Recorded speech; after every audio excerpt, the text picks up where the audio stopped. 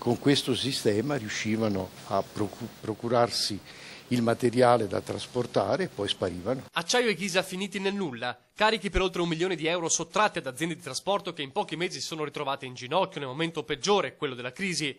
Operazione Ghost Trucks, camion fantasma. Il nome dell'inchiesta di Procura e Carabinieri di Venezia inquadra alla perfezione il sistema del gruppo criminale che riuniva trasportatori e camionisti in una vera e propria associazione a delinquere. La banda si presentava alle più importanti ditte di trasporto merci del nord-est, ottenendo in subappalto l'incarico di far arrivare alle acciaierie il materiale. Peccato che una volta caricata la merce sparisse. Risultato? I destinatari protestavano e rimanevano senza prodotto, mentre le aziende truffate erano costrette a ripagare quanto svanito e subivano danni di immagine, con perdita di commesse future. Impossibile riuscire a rintracciare la ditta truffatrice che nel frattempo era resa inattiva. Pochi giorni dopo la banda costituiva un'altra azienda, nuova di zecca, con gli stessi camion e gli stessi autisti, ma con targhe diverse, e ricominciava il giro delle truffe. L'importanza della nostra operazione è stata proprio quello di collegare i vari episodi e di capire come c'era sotto un sistema unitario. Con il blitz di stamane, arresti a Camponogare, Eraclea, Mira, ma anche Padova, Villorba, Reggio Calabria ed Ascoli Piceno. 15 tir sequestrati,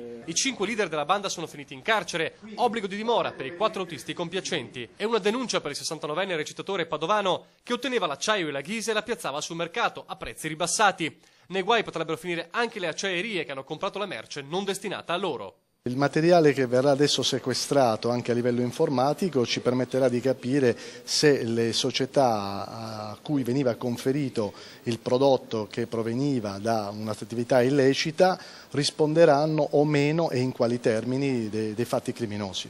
E c'è da capire anche dove sia finito il milione di euro guadagnato nella maxi truffa. 2 degli arrestati sono originari della Calabria. Per ora non sono emersi legami con sistemi 'ndranghetisti, ma l'indagine continua. Si vedrà se ci sono collegamenti ulteriori o con altre organizzazioni diverse da quelle che abbiamo scoperto noi.